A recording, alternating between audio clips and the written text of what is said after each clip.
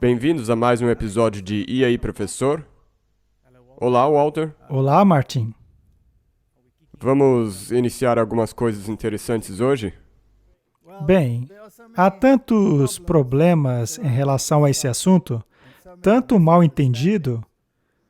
Sabe, às vezes ouvimos um assunto uma, duas, três, quatro, cinco vezes e ainda não entendemos. Então, vamos ver o que conseguimos com a explicação de hoje. Ok, então eu vou abrir com uma palavra de oração.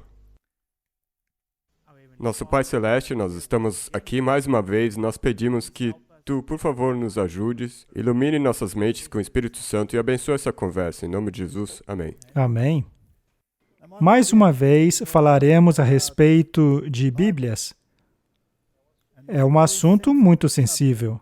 Tem muito apelo emocional envolvido nisso. Algumas pessoas acabam se apegando a um lado ou a outro, e no fim acabamos numa guerra santa. Não é mesmo? Verdade. E também a importância disso se mostra no fato de você até mesmo ser banido Sim. de um país, Aham. de falar num país. E veja, também é necessário que nós olhemos para isso de maneira detalhada e explicar para as pessoas, porque às vezes até mesmo aquilo que nós falamos não sai exatamente do jeito que nós queríamos falar. Às vezes, as pessoas não compreendem corretamente o que dizemos. Isso é certamente um problema. O título de hoje é A Verdade vos libertará. João 8, verso 32 diz, são as palavras de Jesus, e conhecereis a verdade, e a verdade vos libertará. É um aspecto muito importante, não é? Precisamos conhecer a verdade. E uma vez que conhecemos a verdade, ela nos liberta. Se você quiser aceitar, internalizar esta declaração muito importante feita aí, não se torna imperativo sabermos o que é a verdade? Exatamente. Precisamos saber. Apenas a verdade liberta. Quem não sabe a verdade está preso. Perfeito. Porque é a mesma coisa como você já disse. Se você diz às pessoas para saírem de Babilônia, mas não define o que é a Babilônia, então não tem significado nenhum. Pois é. Então, se você não sabe o que é a verdade, ou acha que sabe o que a verdade Você está encrencado se você não conhece a verdade, mas acha que está nela. Então, precisamos conhecer a verdade. Martin, você acha que o inimigo odeia a verdade? Sim. Ele é um mentiroso desde o início? Ele é o pai da mentira. Ele certamente não gosta da verdade. Nós definimos a verdade nesta série que fizemos, e é impressionante o número de vezes que fizemos. Mas hoje vamos ver com detalhes, apenas para esclarecer ainda mais. E sabe, Martin, essa questão sobre a verdade causa consternação e conflito em todos os níveis. Causa conflito no mundo secular, causa conflito no mundo religioso e causa conflito até mesmo na nossa denominação. Não é? Então, é algo importante. Com certeza. E também você mencionou agora que Satanás é um opositor da verdade. Ele odeia a verdade. Sim, com toda a sua força. E todos os agentes dele também vão ser contra a verdade. Certamente. Muito bem. Vamos dar uma olhada no que o papado tem a dizer a respeito da verdade. De acordo com a Bíblia, é muito importante conhecer a verdade. Do contrário, você está em cativeiro. De acordo com essa revista jesuíta, olha, Martin, parece que essa é a nossa revista favorita, não é? Mas não de uma maneira positiva. Não. O Papa Francisco diz que aqueles que insistem em guardar a verdade acima de pregar o Evangelho sempre foram uma ameaça à igreja. É uma afirmação muito estranha, não? Martin, por um acaso existe diferença entre o Evangelho e a verdade? Não pode haver uma diferença. Sabe, isso é tão ridículo. É a mesma coisa que dizer que esse vaso está aqui, mas ele não tem nenhuma flor dentro. Muito bem. Bem, ele mencionou o Evangelho. O Evangelho significa boas novas, não é? Bem, a boa notícia é que você não estará mais em cativeiro, mas será libertado. E o que é que liberta a gente? A verdade. Muito bem, então ele... Como ele pode dizer isso? É ridículo, não me dá nem vontade de ler tudo. Segundo eles, essas pessoas se intitulam guardadores da verdade. Bem, serão eles guardadores da mentira? Sim. Sim. Quem será o guardador da mentira neste planeta? Agora, se eles se referem pejorativamente a quem guarda a verdade, a tarefa de Satanás era guardar a verdade, proteger os mandamentos. Ele era o querubim cobridor, sim. E isso soa bem parecido como um modo pejorativo com que ele se referiria às pessoas que guardam a verdade. Muito bem. O artigo fala sobre essas pessoas que alegam guardarem a verdade. O artigo alega que os verdadeiros guardadores da verdade são aqueles que se unem a eles. Normalmente identificados a algumas formas do passado, e que a solução à crise de hoje é retornar para que assim não se perca a legitimidade da fé. Obviamente, eles estão se referindo à reforma, com termos leves, é claro. Eles estão citando o Papa, não é? Eles estão dizendo para não voltarmos àquele tempo em que os reformadores diziam que a palavra de Deus é a verdade. Se quisermos permanecer na verdade, temos que permanecer na Bíblia. Não, não, não. Isso aí já ficou no passado, gente. Hoje, o que importa é a nossa versão da verdade, que, aliás, é uma mentira. Isso é verdade. Um dos traços dessa maneira de agir é a inflexibilidade. Martin, quão flexíveis podemos ser no que se refere a Jesus Cristo ser o único caminho da salvação? Não tem como ser nem um pouco flexível Devemos nisso. ser inflexíveis quanto a isso. Neste caso, como lidar com as outras grandes religiões do planeta que negam que Jesus seja o único caminho para chegarmos ao Pai? Tem que se livrar disso. Temos que ser flexíveis. Uhum. Então precisamos sacrificar a verdade em prol da fraternidade. Não é o que eles dizem? Muito bem. Essa inflexibilidade, como diz ele, é execrável, é o inimigo aos olhos dele. Você tem que se tornar tão flexível que esse amor fraternal de amar o seu próximo tem que passar por cima de Jesus Cristo. Precisamos ser elásticos. E isso me lembrou de um boneco de brinquedo que era feito de elástico. Diante da pregação do Evangelho, que nos torna livres. Muito bem, a pregação do Evangelho nos liberta. Mas a pergunta é, qual o Evangelho que nos liberta? O Evangelho verdadeiro. Muito bem. Segundo Jesus, o que nos liberta? A verdade. E mais uma vez nós voltamos para o começo. Que problema, hein? Que problemão. Continuando. E que nos faz feliz.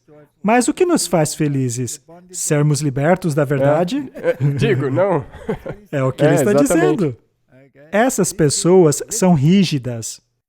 Sempre a rigidez. Faça isso, faça aquilo. A inflexibilidade é típica dessa gente.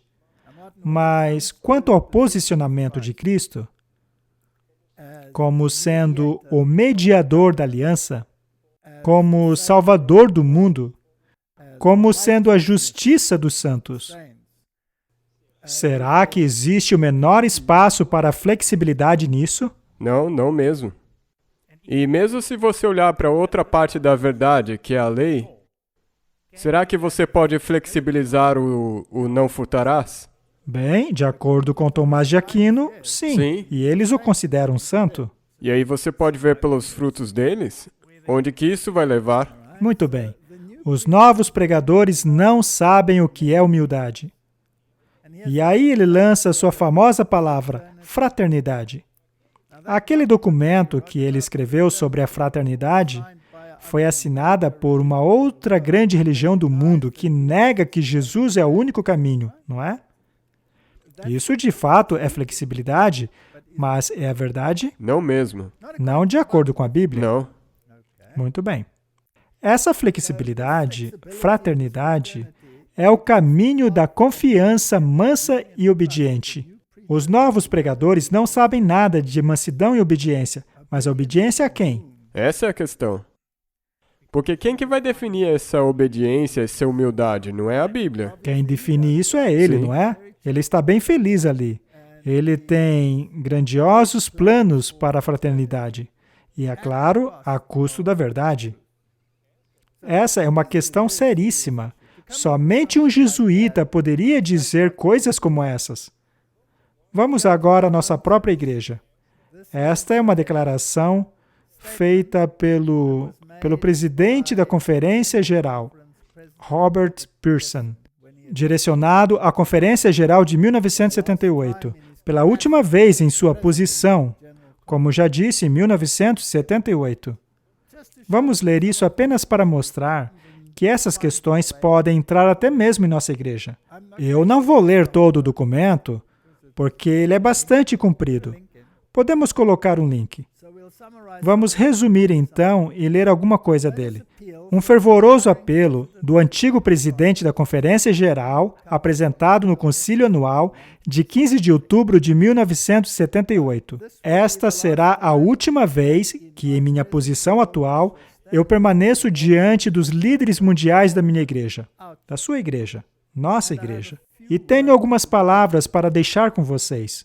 O irmão Pearson, então, continuou a descrever como a igreja pode tornar-se complacente e perder o seu compasso uma vez que deixa de ter a imagem de secto para o status de igreja totalmente aceitável com reconhecimento mundial. Quando o mundo passa a te aceitar, isso pode ser um problema? Sim, querer ser aceito pelo mundo. Exato.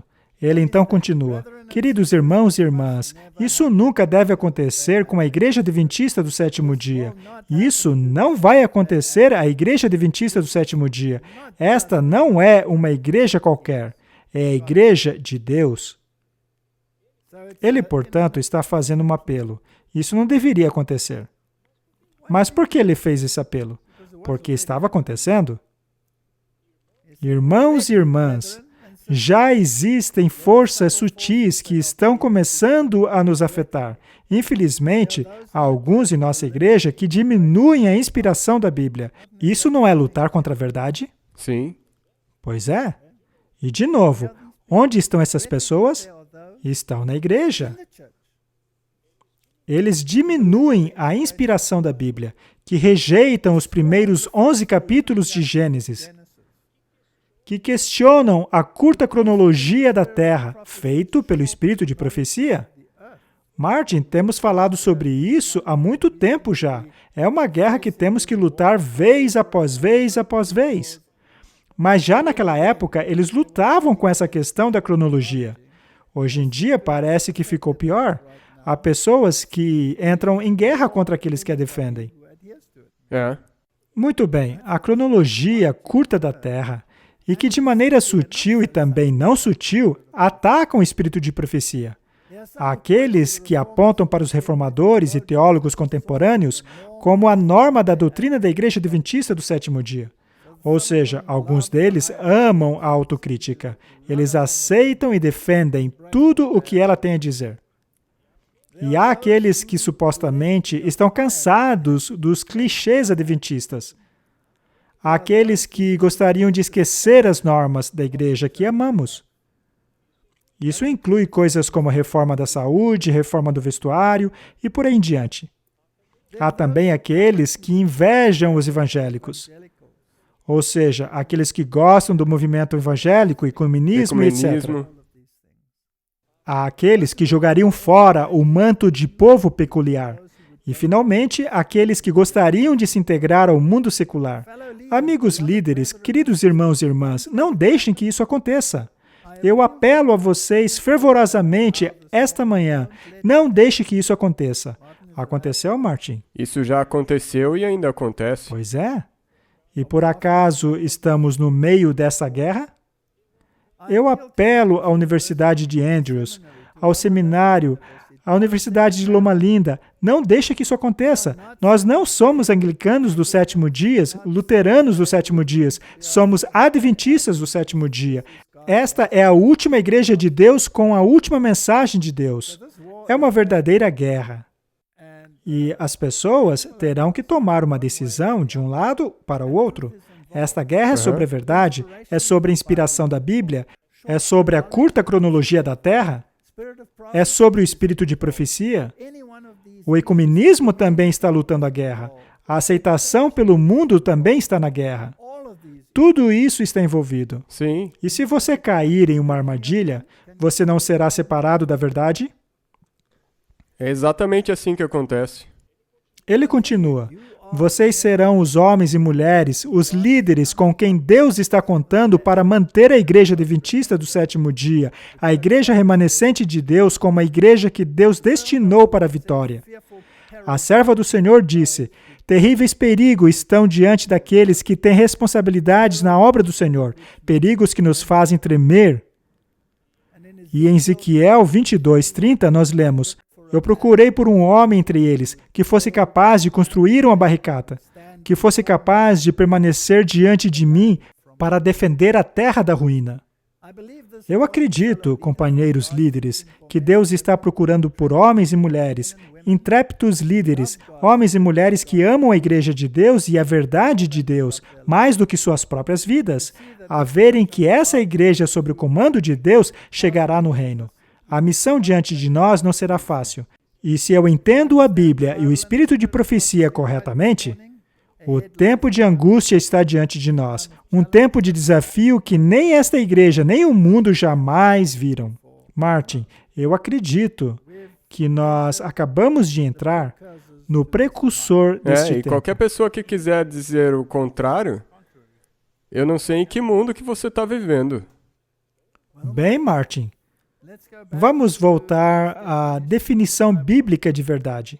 Aquela que nós já discutimos tantas vezes aqui. Vamos analisá-la sobre a luz do que estamos falando agora. João 14, verso 6. Jesus disse a eles: eu sou o caminho, a verdade e a vida. Nenhum homem vai ao Pai senão por mim. Esta declaração é a mais controversa de todas, de toda a Bíblia. Somente essa declaração é responsável pela destruição, pela guerra entre facções deste mundo, de uma maneira que jamais compreenderemos até que leiamos os registros celestiais. Quantas milhões e milhões de pessoas não perderam a vida por causa dessa frase? Provavelmente a maioria das guerras remontam a isso aí. Algumas pessoas podem dizer: por que Deus colocou essa declaração aí? Ora, porque se ela não tivesse aí, não teríamos mais a verdade. Exatamente, eu estava para dizer isso. Toda a verdade está pendurada nesse verso. Claro que sim. Jesus é a verdade. Ele é o caminho, a verdade e a vida. Ninguém vai ao Pai senão por Jesus. Muito bem. Por acaso o Islã aceita esse verso? Não. E o budismo? Não. E o hinduísmo? Não. E o xamanismo? E o zoroatrismo? E o movimento Nova Era? Não. E o catolicismo, será que aceita? Não. Não, eles acreditam na fraternidade. Então, quem aceita essa declaração? Somente as pessoas que guardam a verdade. Somente os fanáticos, os rígidos. Exatamente. Aqueles que deveriam tornar-se homens elásticos, como disse o cabeça do Vaticano, não é? Muito bem. Então, Jesus é o caminho e a verdade. A segunda definição é: santifica-os na verdade. A tua palavra é a verdade. Interessante que Jesus é a palavra. Exatamente. Não podemos separar a palavra de Jesus. E se você tirar Jesus, você não vai ter a verdade, porque não terá a palavra. Nesse caso, de quem você tem a palavra, então? De ninguém. Mas ela não pode ser alterada? Sim. E é assim que eles fazem. Algumas pessoas fazem isso, elas pegam a palavra e alteram. Mas é a mesma coisa com os 10 mandamentos. Se você tirar a autoridade, que é Jesus, do 4º mandamento, você pode fazer o que bem entender com o resto deles. Qualquer um que ousar bagunçar a palavra está bagunçando a verdade, e assim faz o mesmo com Jesus. Porque a palavra é chamada de testemunho de Jesus. É mesmo. que é o espírito de profecia. E de onde que ele vem? De Jesus novamente. Pois é, parece que estamos encrencados aqui. Eu espero que você perceba que nessa guerra, aliar-se aos homens elásticos da fraternidade é um problema, pois, segundo a Bíblia, a rigidez é absolutamente necessária para a salvação. Não é? Eu acho que o Vaticano não vai gostar de ouvir isso. Não, e eles dizem que é esse o problema do mundo e que esse tem sido o problema. O próximo verso está no Salmo 119. A tua justiça é justiça eterna e a tua lei é a verdade. Verso 151. O Senhor está perto e todos os seus mandamentos são verdade. Essas, portanto, são as definições de verdade. Jesus é a verdade, a palavra é verdade, a lei é a verdade. No caso dos mandamentos, é bastante claro. Vamos dar uma olhada no primeiro. E Martin, nós estaremos encrencados, não importa o que dissermos. Vamos apanhar de todos os lados, até mesmo de dentro. Não é mesmo? Isso a Bíblia também já disse que aconteceria. O espírito de profecia também já disse claramente. Então, se você quiser apoiar a verdade, é isso que você tem que esperar que aconteça. A pedra que foi rejeitada tornou-se a pedra angular. Não pensem que vir trazer a paz, pois haverá divisão, não é? É mesmo. Muito bem. João 1:1. No princípio era a palavra, e a palavra estava com Deus, e a palavra era Deus. Que jeito maravilhoso de colocar isso! Pois aí, Cristo está definido como a palavra, e ele define claramente que Jesus é Deus. Exato. E desde a eternidade, no princípio, ele era Deus. A Bíblia dos Testemunhos de Jeová alteraram este verso. É claro, baseando-se no Westcott e Hort e outros acadêmicos jesuítas, para um Deus, com G minúsculo. Isso causou um grande furor. Mas eles fizeram apenas algumas mudanças. Ao olharmos para as Bíblias de hoje e analisarmos as mudanças das traduções modernas, acredito que os reformadores estariam rolando em suas tumbas. Mas, você sabe, o tempo é capaz de cobrir aquilo que uma vez foi bastante claro. Hoje tudo foi obscurecido. Isso é verdade. E quanto a João 14, verso 6? Jesus disse a ele, eu sou o caminho, a verdade e a vida. Nenhum homem vai ao Pai senão por mim. Nós lemos esse verso de novo, pois ele é um texto-chave. Temos aqui um parágrafo de uma carta do Espírito de Profecia. Cristo é Deus, assim como homem. Não poderia ser mais claro, não é? Aquele que estava com o Pai antes da existência do mundo tornou-se carne e habitou entre nós. Nós podemos contemplar a sua glória e a sua glória o seu caráter. Aqueles que recebem o Filho de Deus tornam-se filhos de Deus. Eles são os seus filhos espirituais, nascidos de novo, renovados em justiça e verdadeira santidade. Suas mentes são transformadas. Uma visão mais clara contempla as realidades eternas. Foram adotadas na família de Deus e são transformados em sua semelhança. Transformados pelo seu espírito de glória em glória. Antes, nutrindo o supremo amor pelo próprio eu, passaram a nutrir supremo amor por Deus e por Cristo. Muito bem. Então, a frase inicial diz que Cristo é Deus, assim como homem. Martin, o que o Alcorão acha disso? Ele descarta isso. Eles têm um grande problema com isso. Mas uma declaração do manuscrito, ele era igual com Deus, infinito, onipotente. Ele é o Filho eterno e autoexistente. Martin, esta é uma declaração muito importante.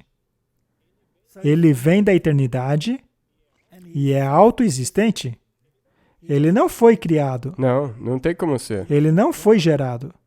Ele é o Filho eterno e autoexistente. É uma ideia bastante complexa e difícil de se compreender. Mais uma citação do Review and Herald.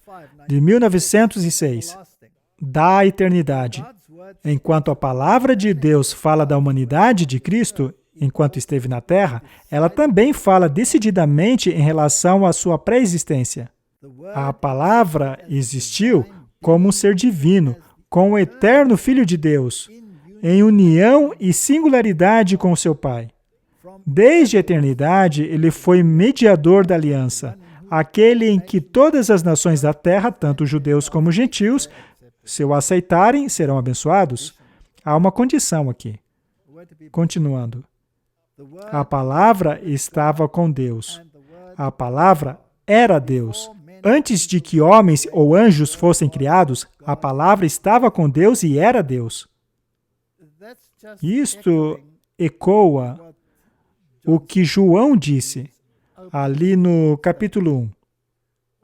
Muito bem, vamos para o livro de Hebreus. Capítulo 1. Havendo Deus antigamente falado muitas vezes e de muitas maneiras aos pais pelos profetas, a nós falou-nos desses últimos dias pelo Filho, a quem constituiu herdeiro de tudo, por quem fez também o mundo, o qual, sendo o resplendor da sua glória e a expressa imagem de sua pessoa, e sustentando todas as coisas pela palavra do seu poder, havendo feito por si mesmo a purificação dos nossos pecados, assentou-se à destra da majestade das alturas. Essa também é uma declaração muito bonita. E temos uma análise dessa declaração que saiu na revista Review and Herald, em 1907. Diz assim: aqui a posição de Jesus Cristo em referência ao seu Pai é trazida à vista. Enquanto eles são um em propósito e um em mente, ainda assim, em personalidade são dois. Não deveríamos nós pensarmos, a partir disso, que deveria haver uma unidade entre os crentes? É um ponto muito bom, não é? Se há unidade entre o Pai e o Filho, então deveria haver unidade entre nós. Se é, claro, o nosso pensamento basear-se na verdade. Correto. Mesmo nós possuindo diferentes personalidades. Sim. Não deveríamos nós concluir a partir disso que deve haver unidade entre os crentes? Não há razão para alguém pensar que seja necessário trazer o outro indivíduo à exata linha de sua própria individualidade. Enquanto estivermos sujeitos às tentações de Satanás, cada um de nós deve fazer tudo o que puder para manter um relacionamento correto com Deus, para que Cristo possa fazer por nós a sua obra de expiação. E apesar de diferirmos na forma de palavras e na expressão de nossa individualidade, ainda assim nossas palavras precisam ser santificadas e nossos caráteres purificados através do sacrifício de Cristo. Precisamos ter uma mente. Mas como podemos chegar a ter uma mente? Você tem que ter a mesma base, a mesma âncora. Exato, precisamos ter o mesmo fundamento. Portanto, a sua personalidade pode variar, pois somos indivíduos. E ninguém deveria exigir de você, e nem mesmo Deus exige, que abramos mão da nossa personalidade. Porém, o seu conhecimento do que é a verdade deve basear-se no fundamento muito sólido. Correto? Vamos consultar o Espírito de Profecia. O Consolador que Cristo prometeu enviar após subir ao céu é o Espírito em toda a plenitude da divindade, tornando manifesto o poder da graça divina a todos que recebem e creem em Cristo como Salvador pessoal. Existem 3 pessoas viventes no trio celestial. No nome desses 3 grandes poderes, a saber, o Pai, o Filho e o Espírito Santo, aqueles que recebem a Cristo com fé viva são batizados.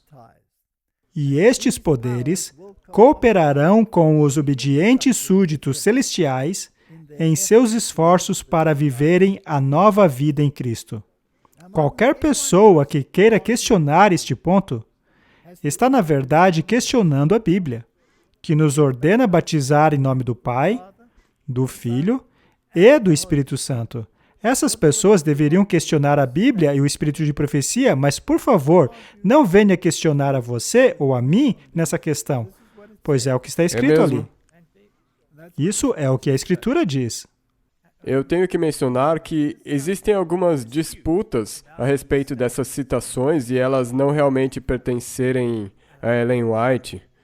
Mas eu vou deixar aí um documento que o Ellen White State publicou, onde mostra a própria letra de Ellen White em algumas citações, e ela diz exatamente isso aí. Exato. É inquestionável que esse manuscrito possui a letra dela. Mas a questão é que bate com o que a Bíblia diz.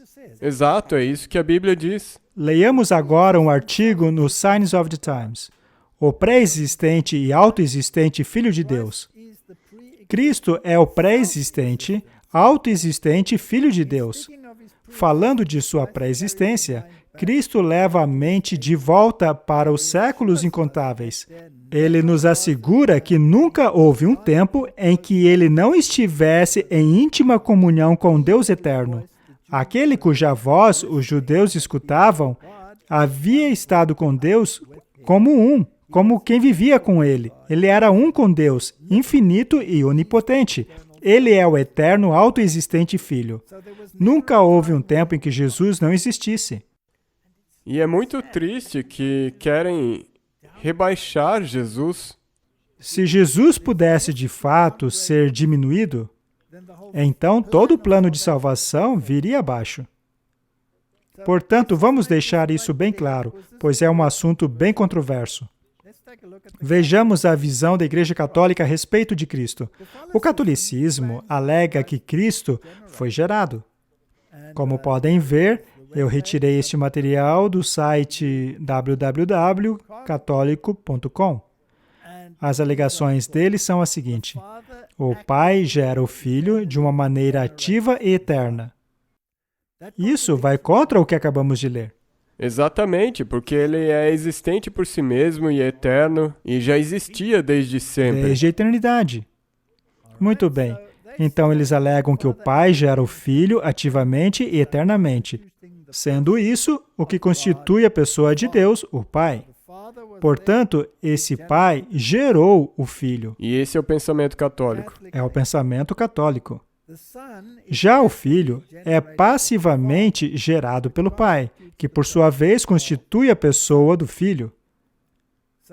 Portanto, eles estão, em certo sentido, tornando Cristo um ser gerado. Ponto número 3.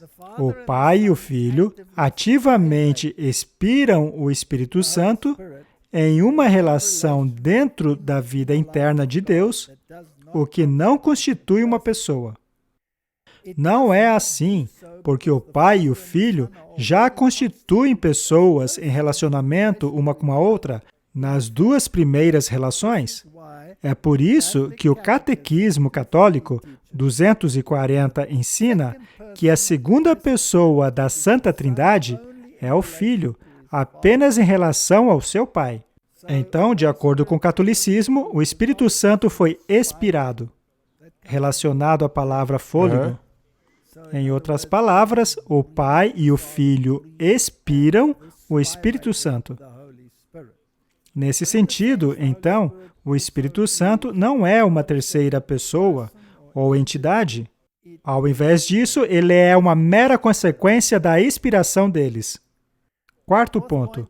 O Espírito Santo é passivamente expirado no Pai e no Filho, constituindo a pessoa do Espírito Santo. Resumindo, o único Deus verdadeiro é o Pai, já que é Ele que gera o Filho. E os dois, por sua vez, expiram o Espírito Santo. Essa é a doutrina católica. Essa é a doutrina da Trindade católica. Exato. Muito bem, continuando. Precisamos considerar a distinção entre processo gerador, que constitui o Filho, e o expirativo, que constitui o Espírito Santo. Como explica o santo Tomás de Aquino? Olha, eu tenho dificuldade para dizer santo antes do nome dele, viu? Mas enfim, vamos lá. Vamos ler do jeito que está escrito, apesar de me dar náuseas chamar esse homem de santo. Como explica o santo Tomás de Aquino, e como revela as Escrituras, o Filho foi gerado de forma única pelo Pai. E aí ele cita João. Também é dito que ele procede do Pai como sendo a palavra, em João capítulo 1, verso 1. Mas em João 1:1 não diz isso.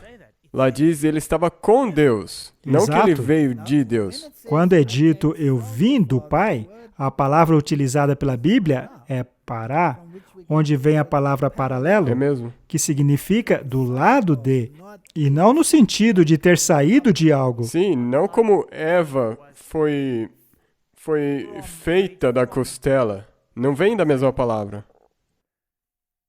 Este é um processo de geração, mas não é na mesma maneira na qual o cachorro gera um cachorro, ou na qual o ser humano gera outro ser humano, mas se trata de uma geração intelectual.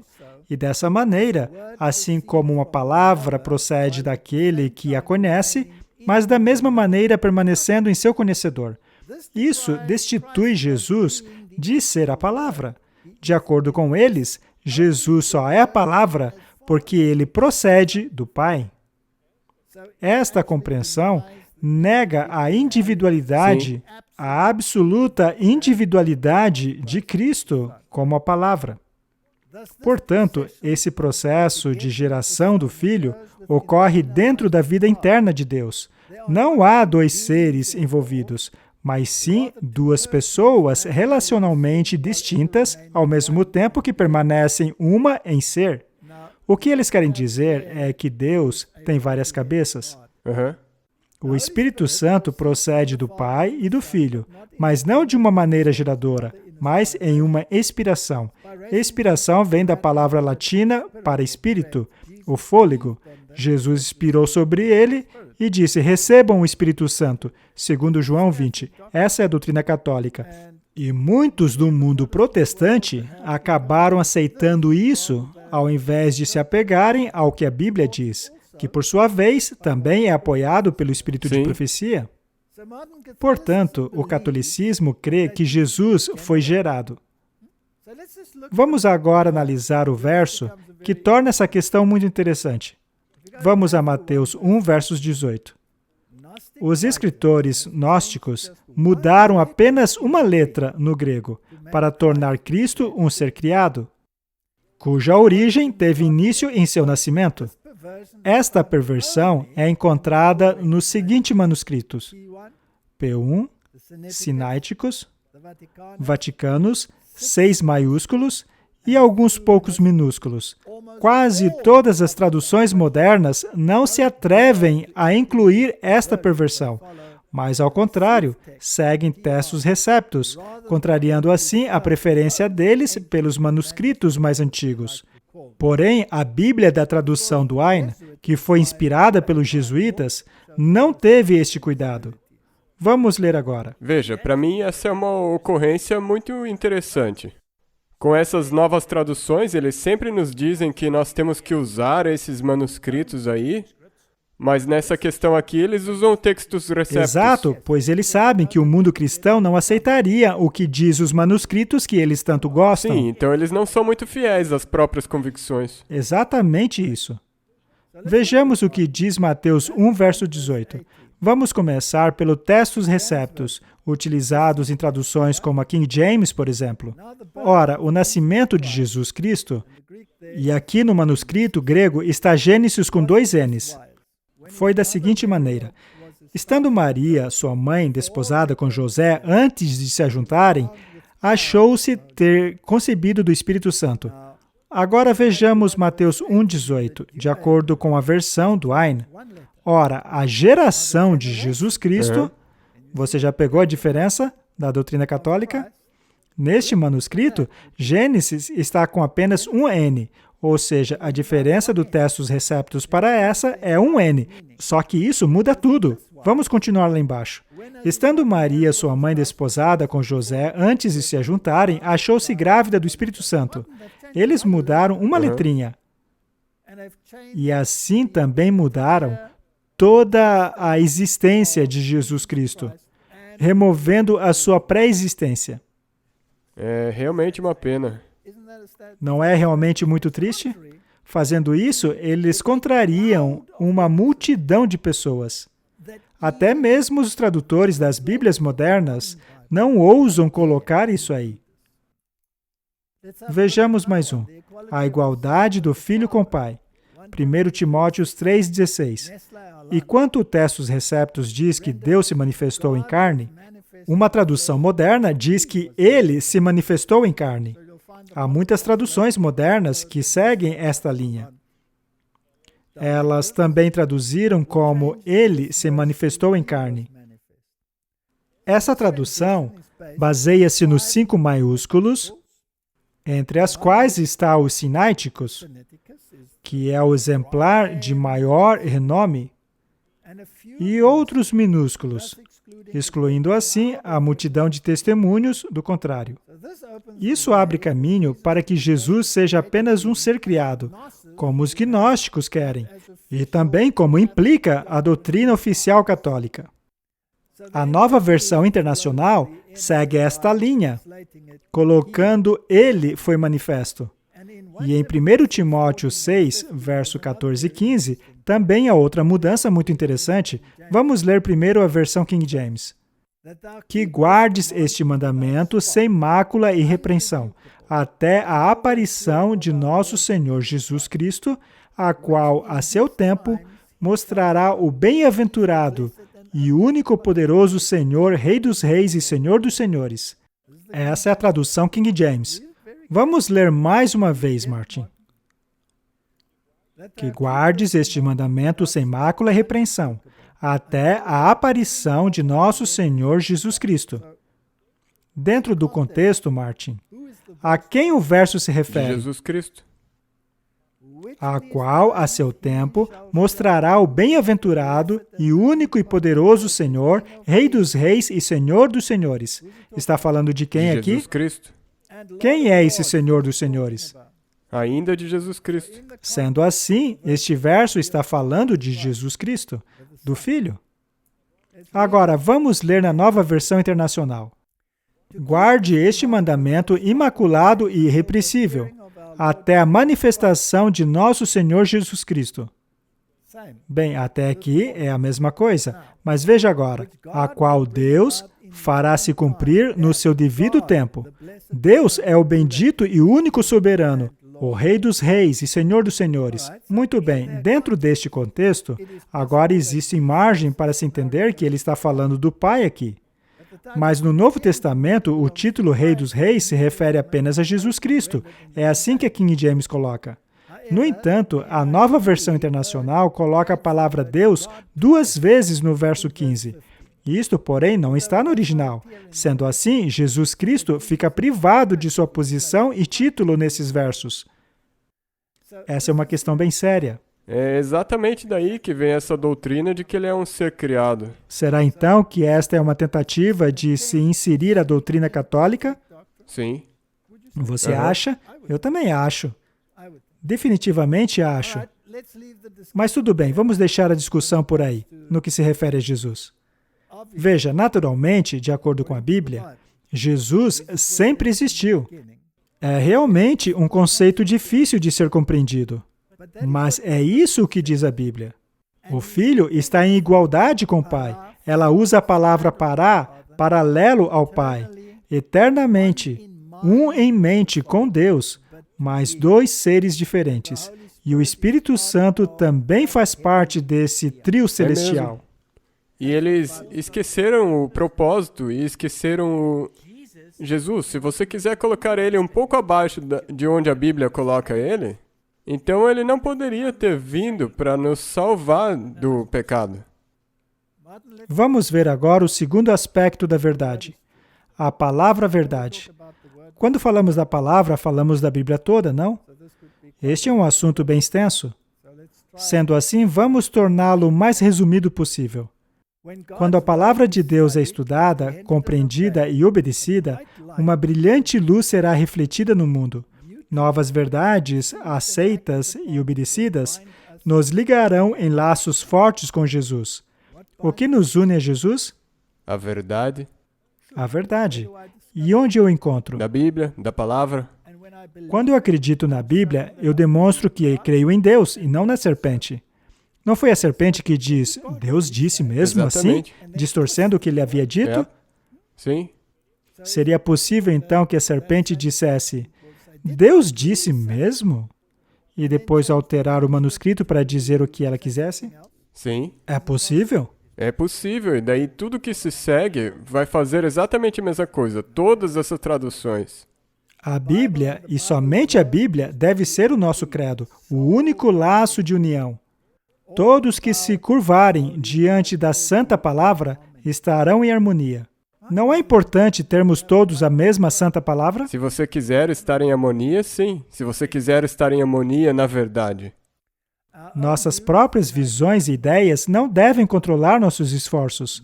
O homem é falível, mas a palavra de Deus é infalível. Ao invés de lutarmos um contra os outros, vamos exaltar o Senhor. Enfrentemos toda oposição como o nosso mestre enfrentou, dizendo, está escrito, ergamos um estandarte no qual está escrito, a Bíblia é nossa regra de fé e disciplina. É muito importante que eu saiba o que a Bíblia realmente diz. É muito importante que eu tenha uma Bíblia que diga o que Deus Correto. disse. Agora, vamos ver se é possível confundir este assunto. Nós já falamos sobre isso muitas vezes, mas vamos falar mais uma.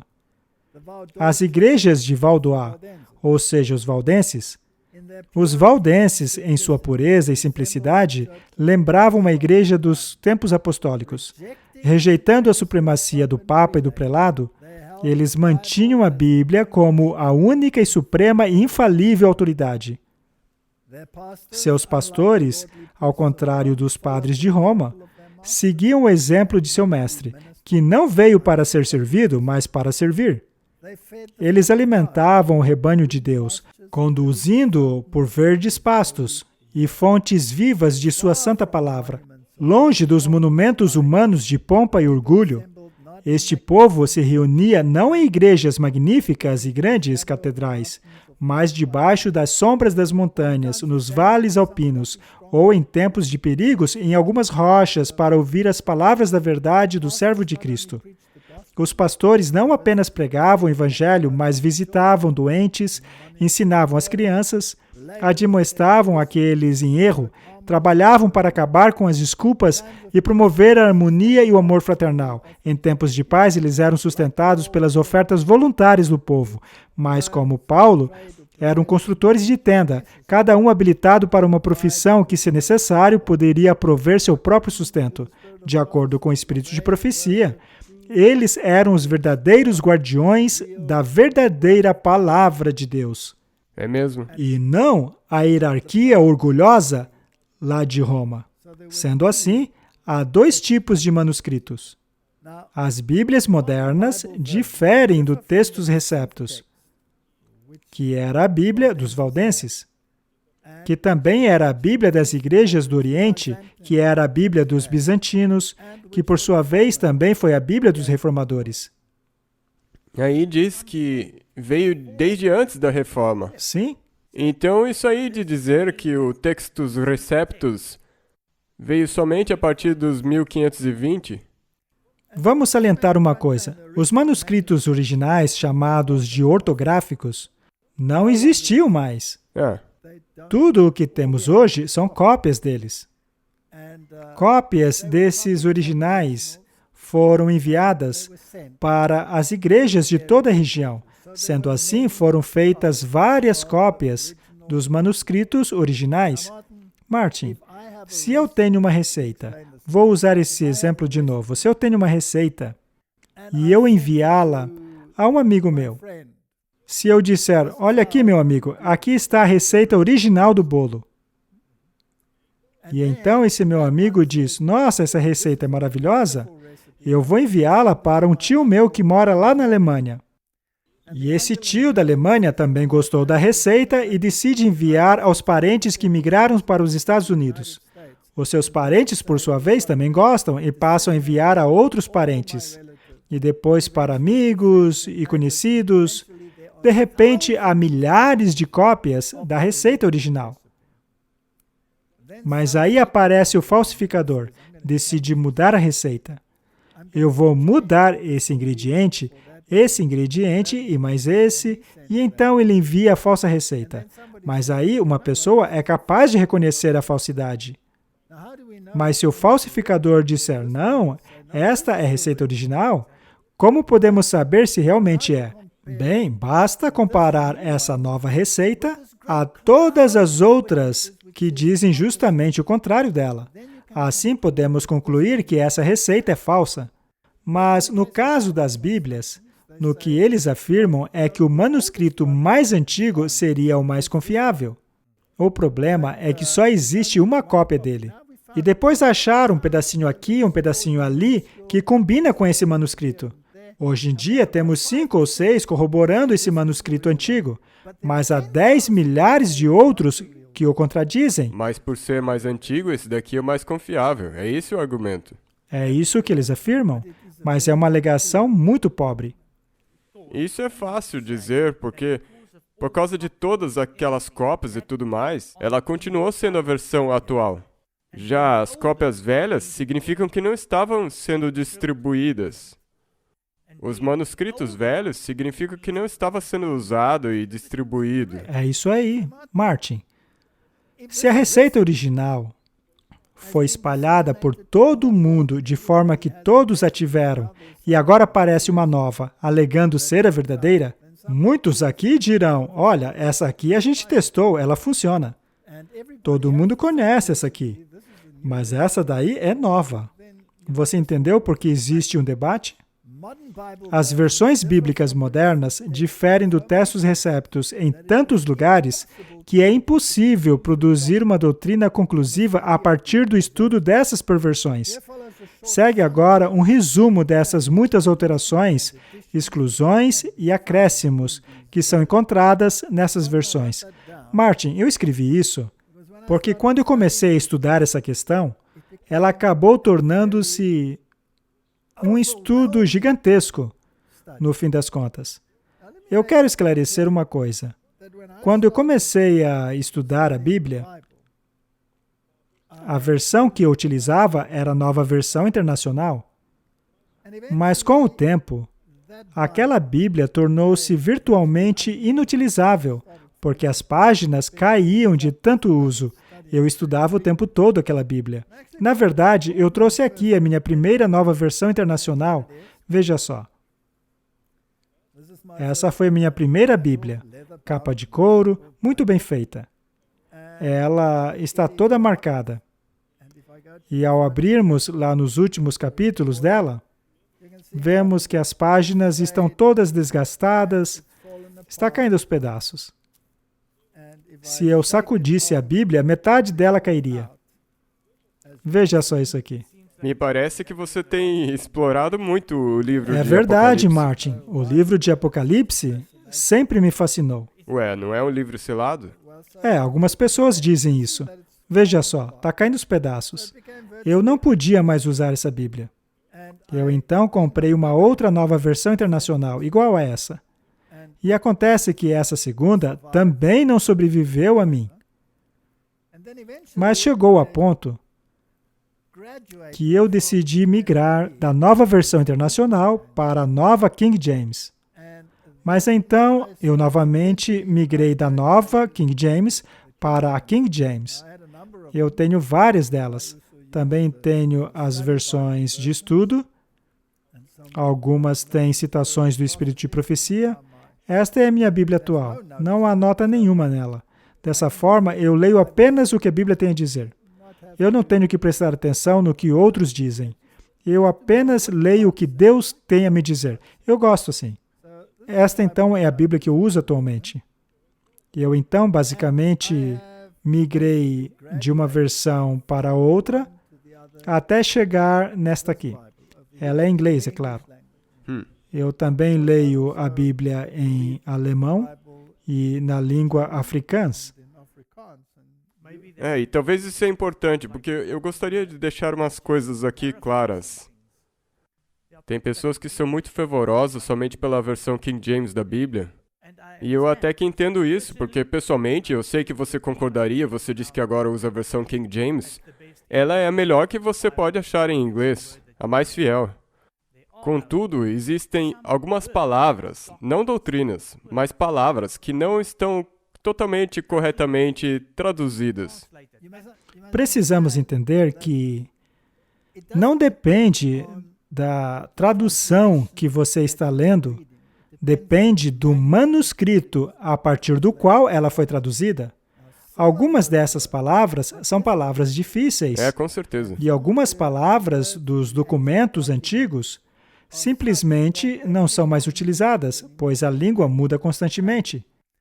Então, os tradutores, até mesmo da versão King James, tinham problemas com uma palavrinha ou outra, especialmente em relação aos animais. Por exemplo, quais animais são citados ali no livro de Levíticos? Há um certo número de variações possíveis. E a King James, por exemplo, não pegava a tradução absolutamente correta. Por exemplo, a King James faz menção ao unicórnio. Mas nós sabemos que não existe unicórnios. Sendo assim, as novas versões traduziram isso melhor como bois selvagens. Mas será que as traduções modernas são melhores por causa disso? Não. Uma vez que elas distorcem totalmente as doutrinas? É isso que eu quero deixar claro. Que quando eu digo que eu mencionei no episódio passado que a versão King James não é infalível, o que eu quis dizer é que tem algumas palavras que foram traduzidas por eles que não estão 100% corretas no significado. Mas, mesmo assim, não existem problemas doutrinários na versão King James. É a palavra de Deus. E o motivo pelo qual eu digo isso é que é complicado dizer que a versão King James é a única versão boa. Porque, por exemplo, eu falo africana, eu tenho uma Bíblia em africana, na verdade duas. Uma delas é uma versão de 1933 e 1953 que foi traduzida em cima do Textus Receptus. Ela é chamada de Old Fortalen. Que significa tradução antiga. Tradução antiga. E ela é exatamente igual à versão King James. Talvez com uma ou outra palavrinha que também não está totalmente bem traduzida. É isso mesmo. Poderia ser melhor traduzida. Sim, e essa... Mas a doutrina é perfeita. Ela é correta. E daí tem a versão de 1983, que é chamada de a nova tradução, a Nieuwe Vertaling. E daí vira totalmente um pesadelo com alguns versos. É a mesma coisa do que a nova versão internacional. Exato.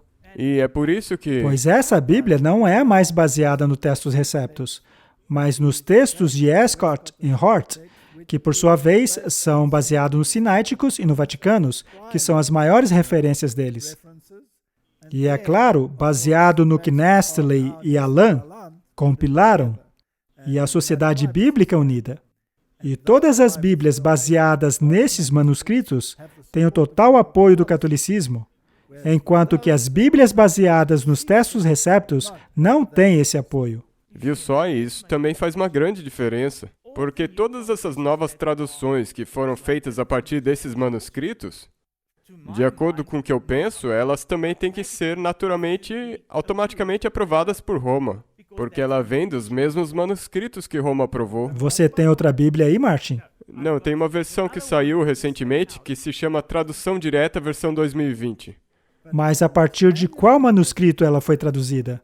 Do mesmo do que essa daqui. Se você for verificar os versos que foram deixados de fora, as mudanças que foram feitas na versão de 1983, tem todos esses mesmos problemas nessa tradução aqui. Então, as palavras podem ser mais modernas, a gramática ligeiramente diferente, mas ainda são baseadas naqueles manuscritos encontrados em uma lata de lixo cheias de alterações.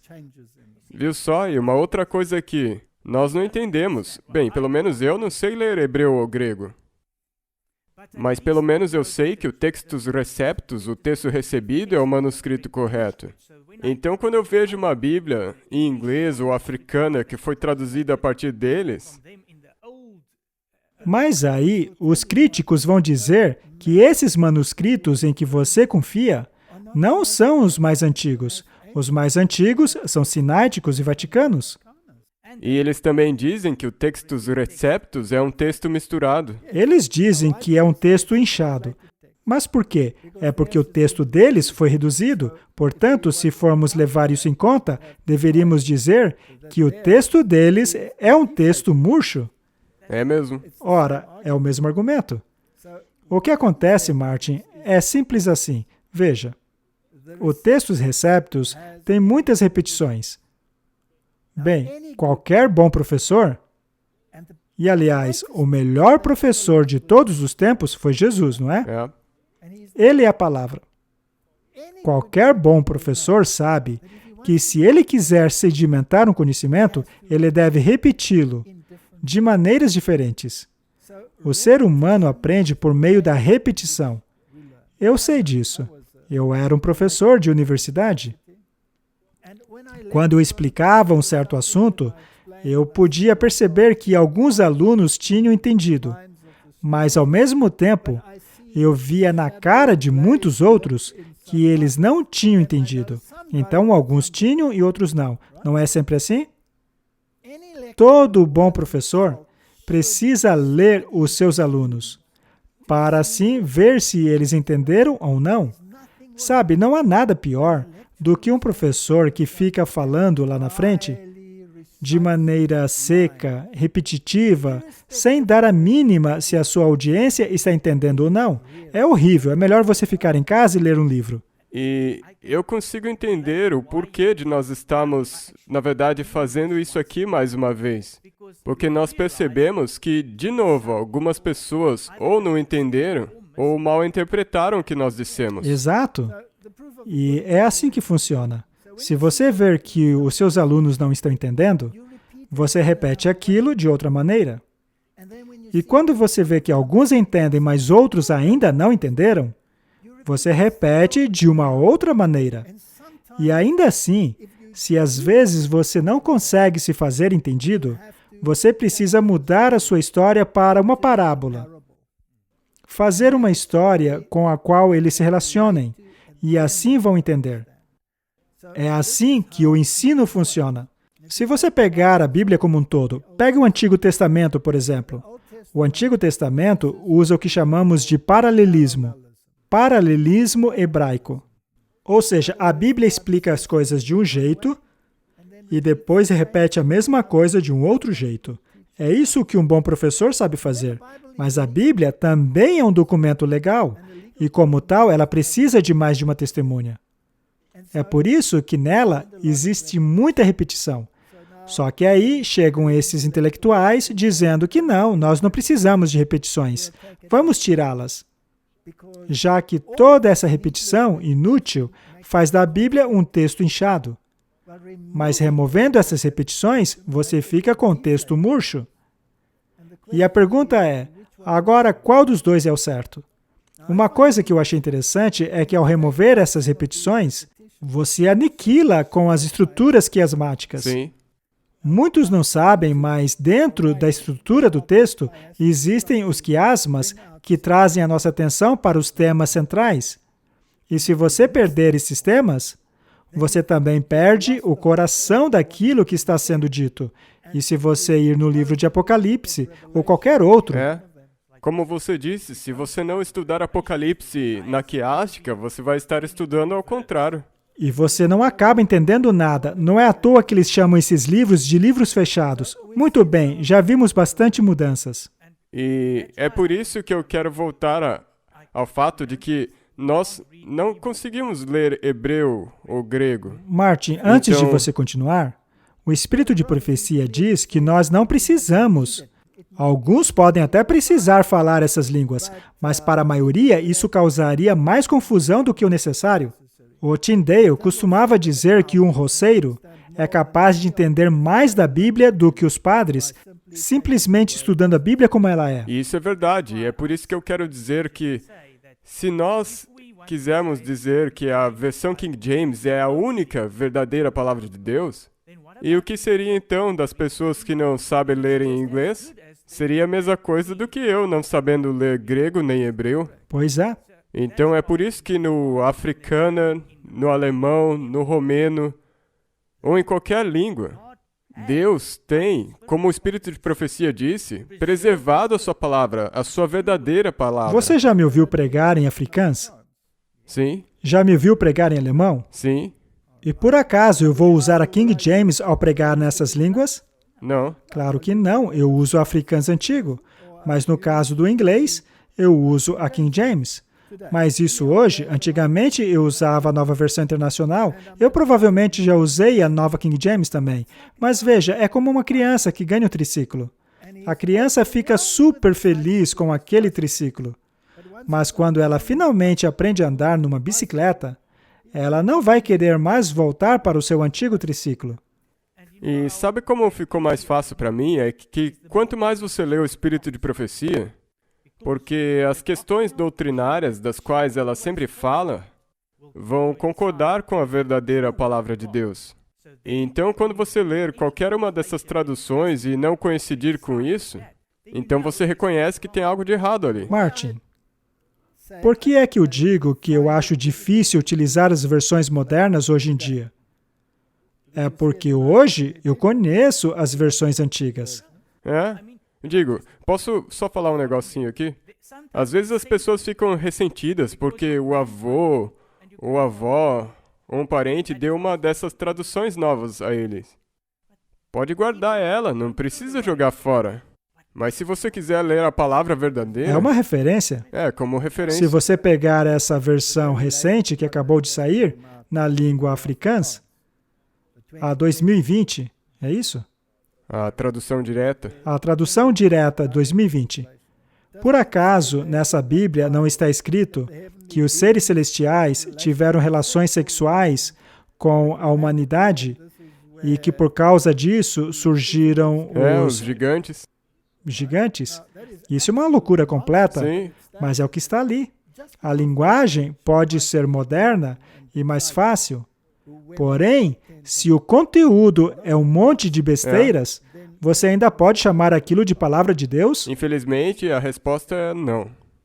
Não tem como ser considerada. No que se refere à verdade, e a palavra de Deus é a verdade, não é uma questão de, mas a palavra desse bichinho não foi traduzida direito. Não.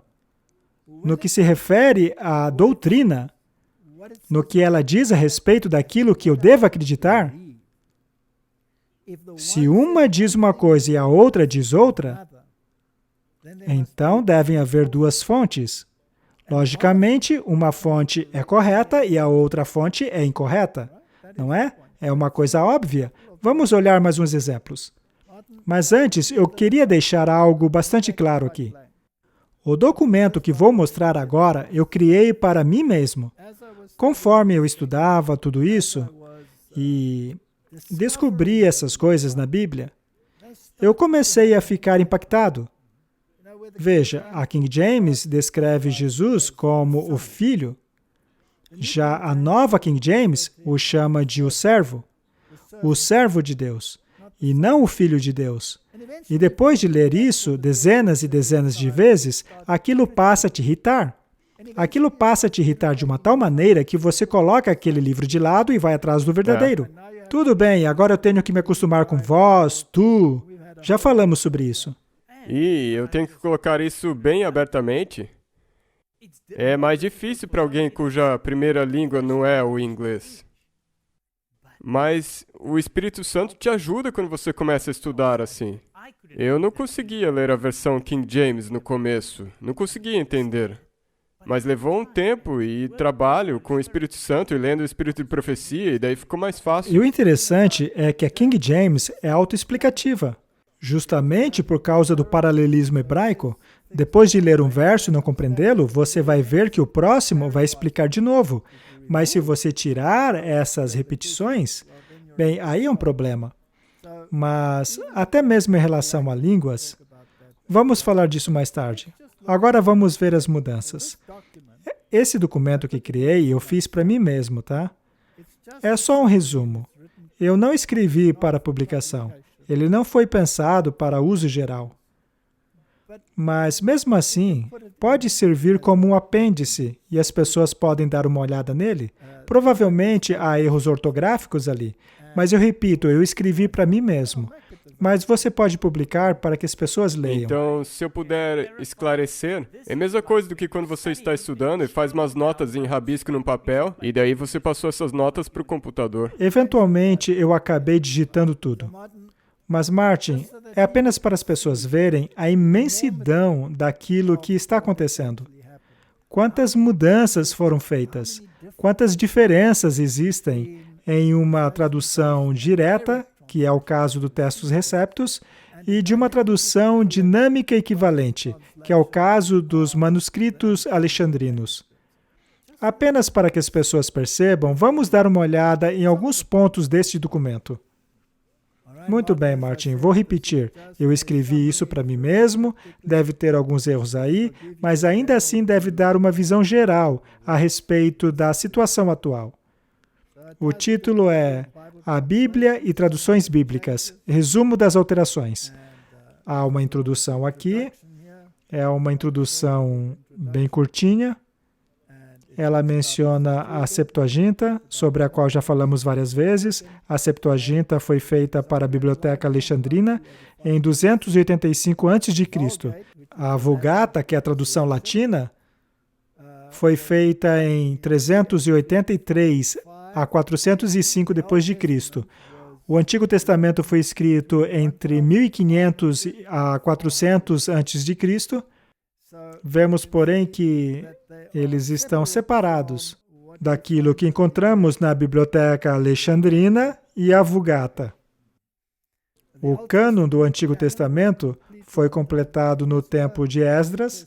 O Novo Testamento nos diz mais ou menos as datas em que esses documentos do Novo Testamento foram escritos. Mas o interessante, Martin, é que os apócrifos do Antigo Testamento são documentos adicionais que a Igreja Católica ama colocar em suas Bíblias. Mas eles foram escritos depois que o cânon bíblico estava completado. O mesmo acontece no Novo Testamento. Foi só depois que o cânon do Novo Testamento havia sido completado e muito tempo depois acrescentaram os apócrifos a ele. Então, os apócrifos acabaram sendo declarados como canônicos pela Igreja Católica. Lá no Concílio de Trento, segundo eles, qualquer um que não aceitar como sagrados e canônicos todos esses livros e cada parte deles, como são comumente lidos na Igreja Católica e que consta na antiga edição da Vulgata Latina, e que voluntariamente desprezam as tradições supramencionadas, estão amaldiçoados. Isso foi declarado na 4ª sessão do Concílio de Trento. Só que os protestantes nunca incluíram os livros apócrifos. No começo, quando os protestantes estavam fazendo esse trabalho, eles consideraram isso. Você até encontra algumas versões antiguíssimas da King James que tinham alguns apócrifos, mas foram totalmente removidos quando o mundo protestante percebeu do que ele se tratava. Na verdade, é óbvio, porque eles não devem fazer parte da Bíblia. Por exemplo, se você pegar o livro de Tobias, que é um livro apócrifo, ele ensina a arte da bruxaria, o que é condenado pelo livro de Atos, Marcos. Ele ensina a feitiçaria em Tobias 12, 8 a 9, o que é condenado em 1 Pedro. O livro de 2 Macabeus também ensina orações pelos mortos, que é algo que a Bíblia também condena. Portanto, os apócrifos contradizem a Bíblia. E se duas coisas se contradizem, elas não têm a mesma fonte. É algo bastante simples, não vamos nos aprofundar. Mais abaixo há um estudo sobre como Deus comunica a sua palavra. Em alguns casos era pela voz de Deus, em outros eram por anjos, profetas, sonhos, etc. Também tem como ler a Bíblia, os atributos da Bíblia, e fala a respeito do estudo por repetição. Basicamente, é isso que a Bíblia nos diz. É só um pequeno resumo. Agora vamos à nova King James, que, como você sabe, é recomendada por muitos, uma vez que ela substitui aquela linguagem arcaica e antiga da King James. Bem, mas a nova King James omite a palavra Senhor 66 vezes, a palavra Deus 51, céus 50 vezes, arrependimento 44, sangue 23 vezes, o termo Novo Testamento completamente, como, por exemplo, a aliança do Novo Testamento, Isso não consta na Nova King James. A palavra condenação não existe, ela ignora o Testus Receptus 1.200 vezes. Ela substitui o hebraico Ben Shaim, utilizado pela King James, com o Ben Asha, do Antigo Testamento, o que acaba criando vários problemas. Eu então mencionei alguns desses problemas aqui nesta pequena sessão. É apenas para mostrar a gravidade da situação. Vejamos os versos afetados por outras traduções. Na New American Standard Version, são 909 versos. Isso é bastante. Na versão revisada, 788 versos. Na New World Translations, 767. Na nova versão internacional, 695. Na Good News, 614. Na amplificada, 421. E na antiga Bíblia dos Testemunhos de Jeová, 120. O que é interessante é que quando a antiga Bíblia dos Testemunhas de Jeová foi publicada, com esses 120 versos afetados, houve um enorme clamor por causa disso. Mas veja a New Standard Version, a New American Standard Version. Nela, 909 versos foram alterados. Isso não faz o menor sentido. A nova versão internacional removeu a palavra Senhor 39 vezes, Jesus 87, Cristo 52 e 617 palavras ditas por Jesus foram removidas. Então, se Jesus é a palavra, e você vive não somente de pão, mas de toda a palavra que sai da boca de Deus, então é uma coisa bem séria se você tirar 617 palavras de Jesus. É uma questão realmente séria. Depois eu falo um pouco dos textos de Westcott e Hort e sobre o que eles foram baseados, nos sináiticos. Falo sobre esses manuscritos encontrados no deserto e na biblioteca do Vaticano. Mas lembre, o espírito de profecia diz que eles não foram os guardiões da palavra de Deus. Houve tentativa de se corromper a palavra de Deus até mesmo no tempo dos apóstolos. Vemos isso em 2 Coríntios 2,17. Constantino ordenou a Bíblia ecumênica e Eusébio, era um seguidor de Orígenes, dirigiu o trabalho. 50 cópias foram produzidas e o Vaticano e os sináiticos provavelmente são cópias desses manuscritos. Nós sabemos que Eusébio era um bispo ecumênico. O manuscrito do Vaticano foi descoberto em 1481 na Biblioteca do Vaticano e o sináitico descoberto em 1844. E as traduções modernas da Bíblia baseiam-se largamente nesses manuscritos. E apenas por curiosidade, grandes porções do livro de Gênesis e Apocalipse não estão presentes. Eles só podem depender em um punhadinho de fragmentos que ainda têm o livro de Apocalipse neles. Mas aí eles têm que acrescentar a partir do manuscrito alexandrino, mesmo havendo um monte de manuscritos do Testus Receptus. Tudo isso é muito interessante. Agora vamos ver algumas mudanças bastante graves. Versos bíblicos foram removidos. Mateus 12:47, 17:21, 18:11. Marcos também tem versos faltantes. João, Atos, Romanos, Tiago. Vamos ver alguns versos removidos, apenas do Novo Testamento. Mas não somente removidos, às vezes eles foram deixados, mas mencionados no rodapé.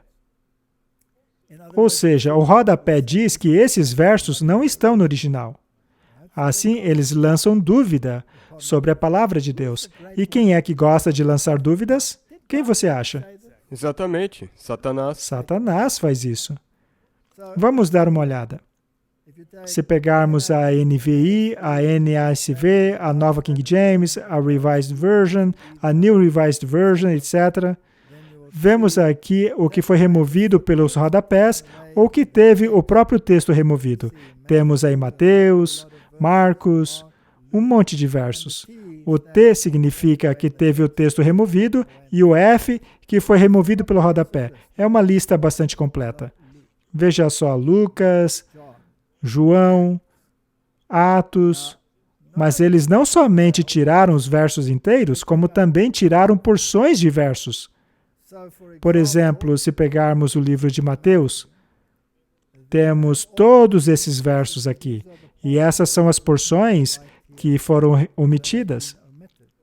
Quando você faz um estudo desses versos, você constata que as porções removidas são extremamente importantes.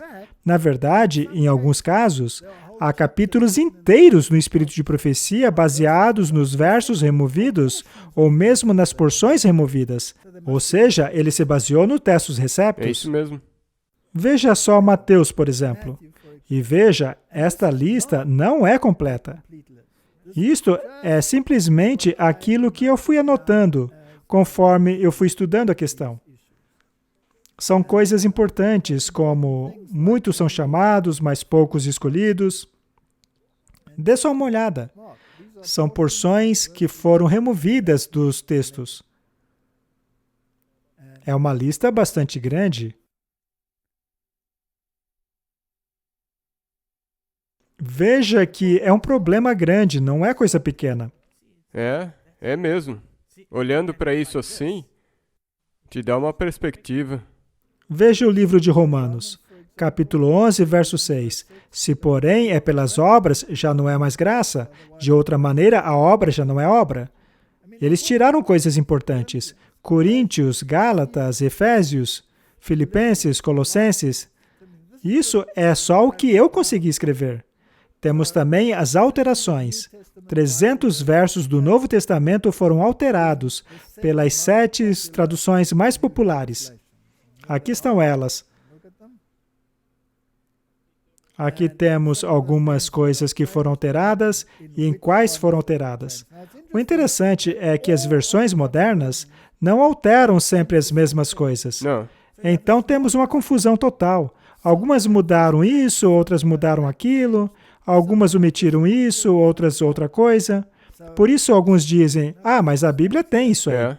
Mas normalmente, a segunda testemunha é removida, portanto, ela deixa de ser um documento legal. Você pode ver as alterações em Mateus. É uma lista bastante longa.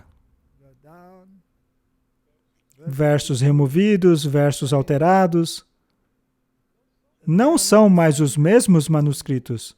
Não é mais o mesmo livro. Então, ainda dá para chamar isso de a completa palavra de Deus? Bem, se é verdade que o homem não vive apenas de pão, mas de cada palavra que sai da boca de Deus, então temos um grande problema aqui, com todas essas palavras sumidas.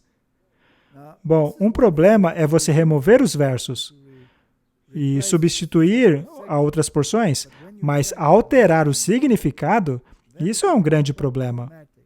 Seria essa uma mudança pequena ou algo bastante sério? Aqui temos uma lista de versos que removeram o nome de Deus, o nome de Jesus. Pegue Mateus, por exemplo. Veja todos os versos que removeram o nome de Jesus. Então, por que fariam isso? Quem que está tentando se livrar de Jesus? Obviamente, o inimigo. Deve ser. Olha só, Marcos. Filho de Deus, Jesus, Jesus, Jesus, Jesus. Olha quantos. João. Olha isso. Atos.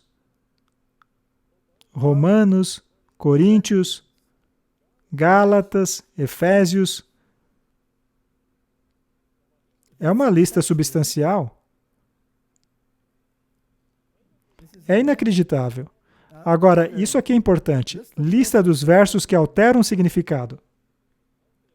Alterar o significado é muito problemático. É mesmo. Então, por exemplo, as modernas dizem que se você se ira contra o seu irmão, você está sob o risco do fogo do inferno.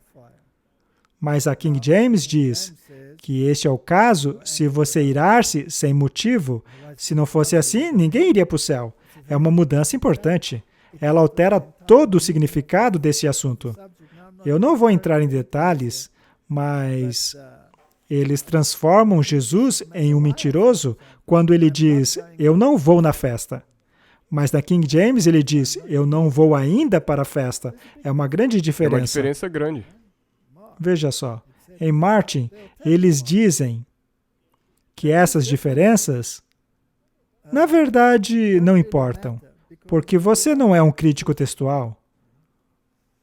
Mas, Martin, você precisa ser um crítico textual para ver que 2 versos dizem 2 coisas diferentes? É aí que está o problema.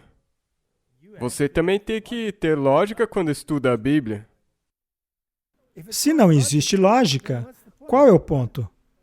Mas veja, tem coisas que realmente não podemos compreender.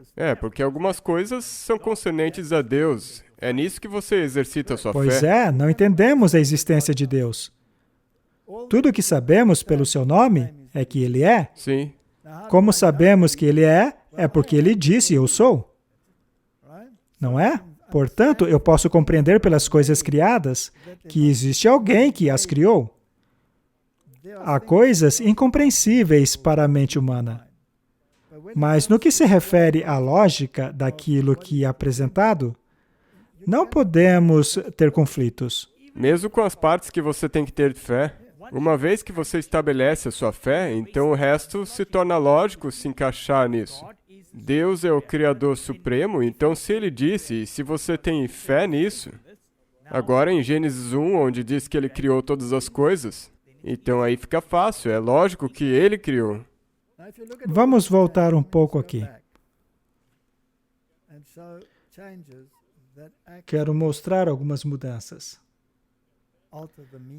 que alteram o significado. Isso acontece muito em Mateus, Marcos, Lucas, João, Atos,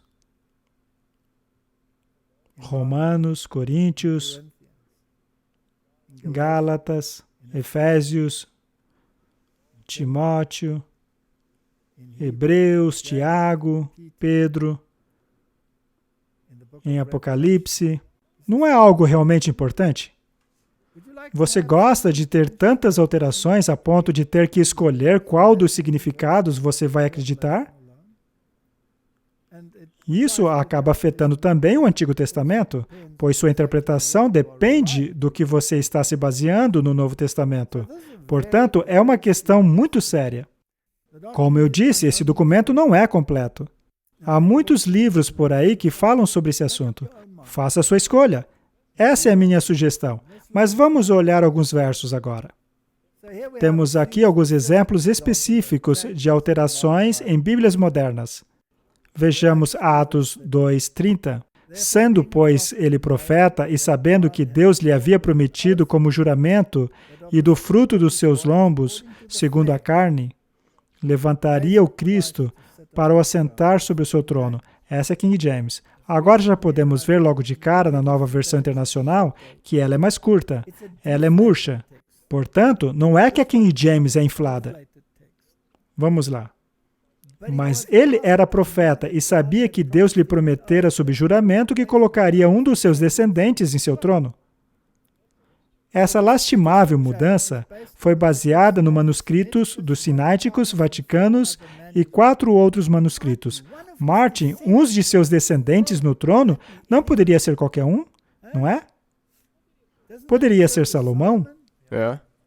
Mas segundo a carne, levantaria o Cristo para se assentar sobre o trono. Esse não é um detalhe importante? Que mudança lastimável! Por que alguém quereria andar num triciclo quando descobriu a bicicleta? Não faz sentido. Para mim, não tem cabimento. Quando vamos para a guerra... Aliás, a Bíblia não é uma arma? É uma espada. É a espada do Espírito. Em termos modernos, a King James seria um míssil balístico intercontinental, enquanto que a tradução moderna é uma pistolinha de água, pois, segundo ela, poderia ser qualquer descendente. Sabe, isso me deixa nervoso, Martin.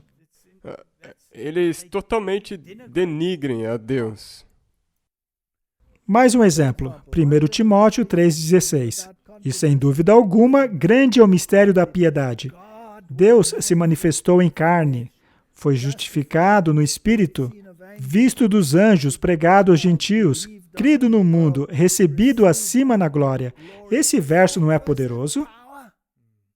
Agora veja a NIV. Não há dúvida de que grande é o mistério da piedade. Ele apareceu no corpo. Ele quem, Martin?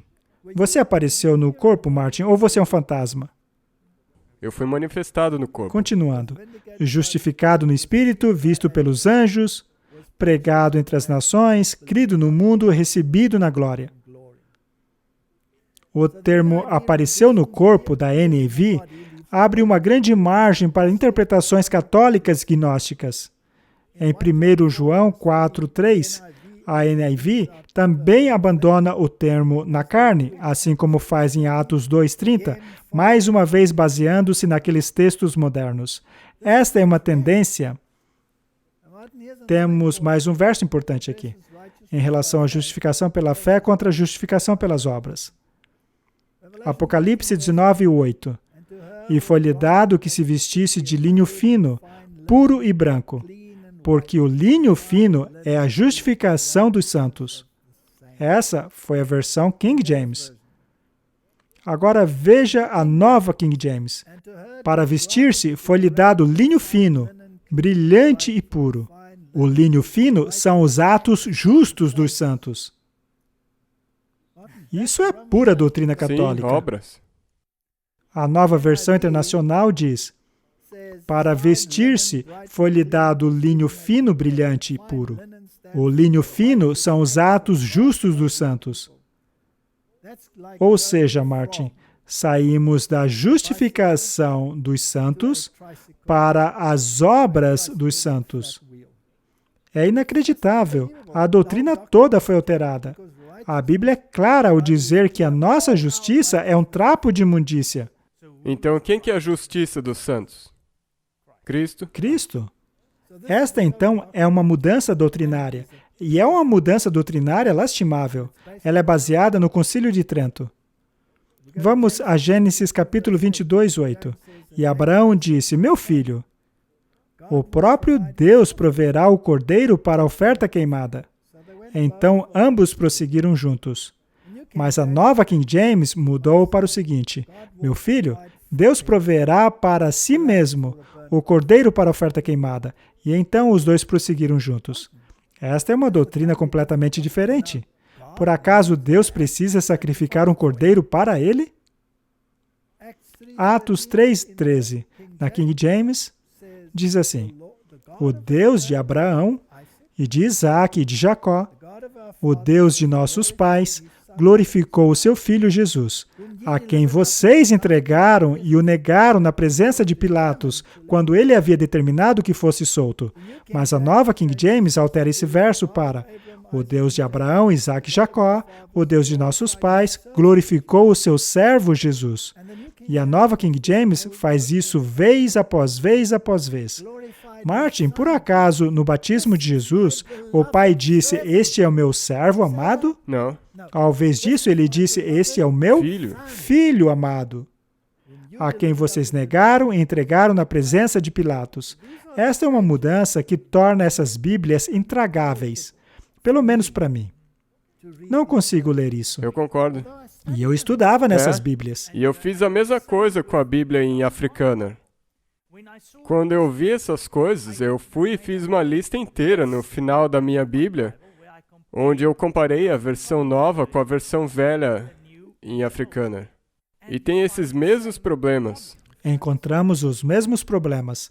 Vejamos agora Hebreus 2:16.